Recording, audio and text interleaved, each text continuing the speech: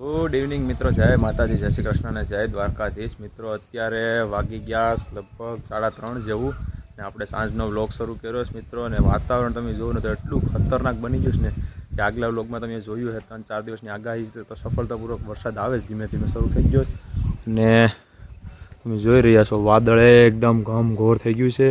અને અત્યારે અમારા ગાયોનો ટાઈમ પણ છે પાણીનો પાવાનો, તો 3 વાગ્યાના 3:30 વાગે પાયે તો શરૂ થઈ ગયું ગાય પાવાનું. ને ગાયો પણ એકદમ શાંતિથી ઊભી નથી કાંઈ, કેમ કે ભાઈ વાતાવરણ ખરાબ થાય ને એટલે ગાયો સરખી નિરાણ ન ખાય, સરખું પાણી ના પી ને બસ આમથી આમ ગુમરા માર્યા રાખે, એટલે સરખી નિરાણ નથી ખાતી. ગમે એમને ભરી છે તો સરખું ખાધું પણ નથી. ને વાતાવરણ એટલે પવન ઠંડો, બહુ ટાઢો, બહુ આમ એકદમ ઠંડો ઠંડો થઈ ગયો છે.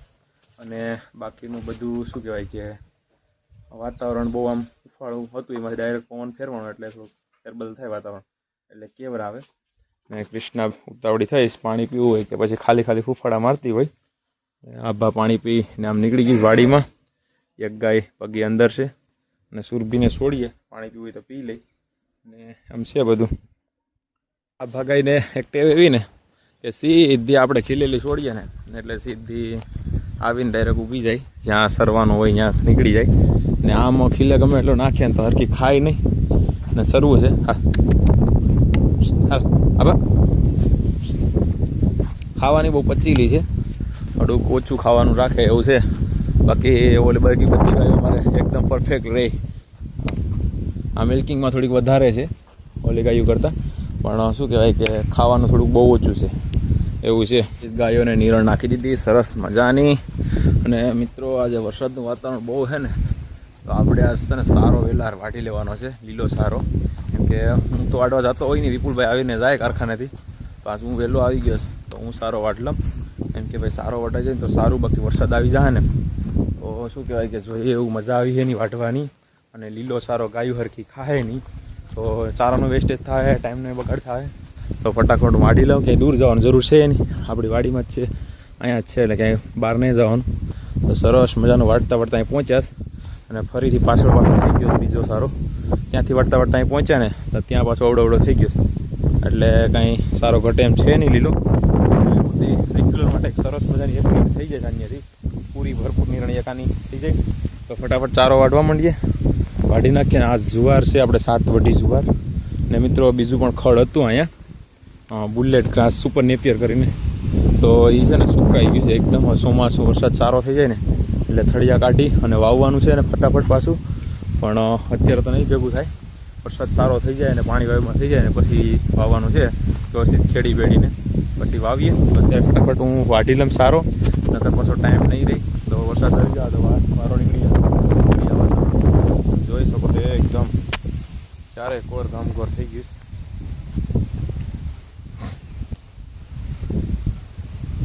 ફટાફટ પહેલાં નીણ વાળ લઉં.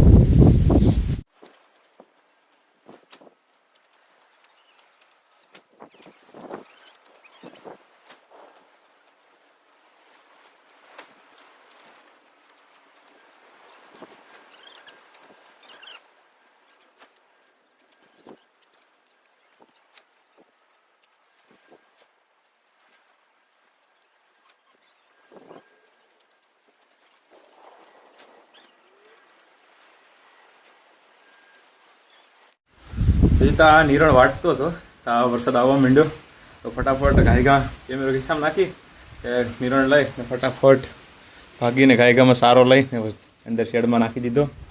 હા દમણ કરી દીધો, હા કરી દીધો. ને ગાયોને વ્યવસ્થિત બાંધી દીધા, કે ઉપાધિ નથી. ને વરસાદ બસ ધીમે ધીમે શરૂ થયો છે, જોઈ શકો છો. ધીમે ધીમે સારું થયું, એટલે મતલબ બહાર નીકળે તો પલ્લી જાય, નેવા ગળ્યા નથી, ગળી જાય એવું લાગે છે. કે ભાઈ વાતાવરણ એક સાથે ચેન્જ થાય એવું થવાનું. એમ શરૂ કરી દે જેથી કરીને આપણે શું કહેવાય થોડુંક વિડીયોમાં ક્વોલિટી સારી આવે. અને બસ હવે ખાંડનું કામ બાકી છે એ પલાળી દઈએ અને પછી જાય ઘરે કપડાને ચેન્જ કરવા જવા પડીએ, કેમ કે આપણે એને જ કપડાં સીધા ફાર્મ ઉપર વહી આવ્યા તો અહીંયા આમ ન હાલે. બાકી તો રેડી થઈ જાઉં તો કંઈ નહીં, ફટાફટ હમણાં ખાંડનું કામકાજ પતાવી ને પછી જઈએ, જેથી કરીને કપડાને ચેન્જ કરીને વિપુલભાઈ કારખાને આવી જાય. પછી બે ભાઈ ઉપર ફરીથી આવશું ને નિર્ણયનું કામકાજ પતી ગયું એટલે કંઈ ઉપાધિ છે નહીં. ને વરસાદ વધવામાં જ છે, વરસાદ રહે પછી ઘરે જાઓ. આવું છે બધું.